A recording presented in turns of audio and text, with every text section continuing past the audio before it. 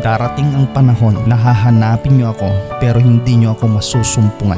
Kapatid, ito na yung pagkakataon. Habang ikaw ay may pagkakataon pa, habang ikaw ay may nag-i-invite pa sa'yo, may nagte-text pa sa'yo, tumatawag sa'yo para i-invite ka to hear the word of God, sumunod ka na, kumilos ka na, aksyonan mo na kapatid. Kasi hindi lahat ay mayroong pagkakataon na kagaya ng sayo. Itong panonood mo sa video ito ay isa pong paanyaya, isang invitation po sa'yo kapatid na tinatawag ka ng Diyos upang lumapit sa Kanya, upang simulan mo na yung paglilingkod na matagal na pong inilalagay ng Lord sa puso at isip mo kapatid. Kasi darating ang araw, lahat po tayo ay haharap sa Diyos. Darating ang araw kapatid, sa ayaw at gusto man natin, magtagal man tayo dito sa mundo o hindi, ay ginawa man tayo o wala, haharap tayo sa Diyos. At nawa, pagkatok mo sa kalangitan, isa lang po ang maririnig mo doon. Come, good and faithful servant, join me. Kapatid, may pagkakataon